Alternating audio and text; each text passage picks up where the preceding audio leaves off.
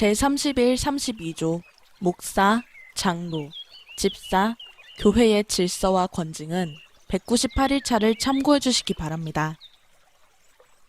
그러나 이것이 교회의 질서를 유지하는 방편과 무슨 상관이 있습니까? 설교는 질서를 유지하는 주된 방법이기도 합니다. 만일 설교를 잘못 이해하여 감정주의의 수준으로 끌어내린다면 죄인들은 온갖 놀라운 것들을 경험하지만 정작 간단하고 기본적인 핵심, 즉 그리스도를 놓치는 결과를 가지게 될 것입니다.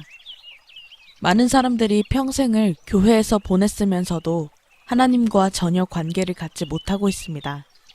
그들은 교회 안에서 어느 정도 기능을 발휘하며 스스로를 그리스도인이라고 생각하고 있지만 하나님 안에서 구원의 유익을 얻어본 적이 없는 자들입니다.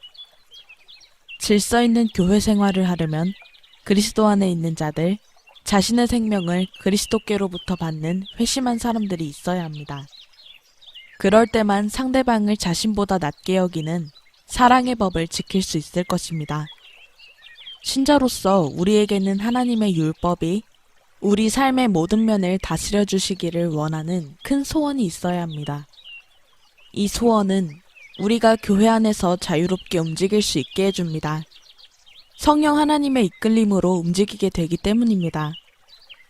분명히 교회를 다스리는 자들은 교회의 안녕을 위해 일부 규정들을 만들고 교회 회원들이 그 규칙들을 지킬 것을 기대하고 요구할 수 있습니다.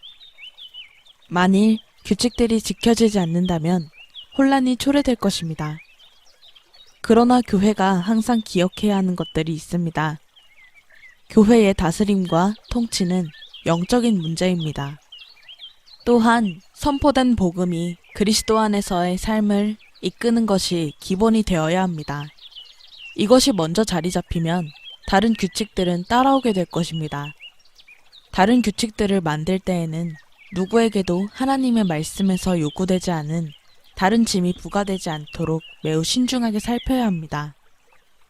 이것은 이미 언급되었던 예배의 원칙을 반영합니다. 우리는 하나님을 예배하는데 인간들이 들여오려고 하는 모든 인간적인 방법과 모든 법들을 거부한다. 그러므로 우리는 화합과 일치를 조장하고 보존하며 모든 사람들을 하나님께 계속해서 복종하게 하는 것들만을 받아들인다. 따라서 바른 말씀의 선포는 하나님의 교회의 질서를 유지하는 주된 방편입니다. 그리스도와 그의 말씀에 복종하려고 하지 않는 사람들은 이 방편을 반대하고 그들의 귀를 더 즐겁게 하는 다른 복음을 찾으려고 할 것입니다. 그러나 하나님의 말씀을 거부하는 것은 인간이 저지를 수 있는 가장 큰 잘못입니다. 하나님의 약속의 선포는 신자들에게 하늘나라를 열어주고 불신자들에게는 닫아버립니다. 복음은 항상 다음 두 가지 중 하나의 방식으로 역사합니다. 하나님의 은혜를 받아들일 수 있도록 마음을 부드럽게 하거나 마음을 완악하게 하여 더욱 깊은 불신으로 빠뜨립니다. 이 땅의 교회에서는 누구에게도 결코 밝혀지지 않을 위선으로 이러한 불신앙을 가릴 수 있을지 몰라도 마지막 심판의 끔찍한 순간에는 이것이 하나님에 의해 드러나게 될 것입니다. 불신앙은 죄와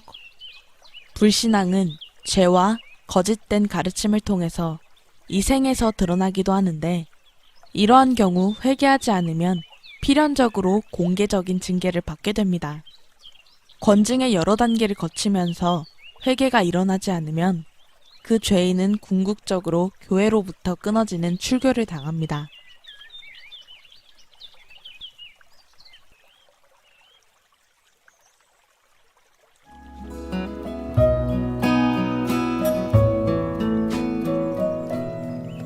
My soul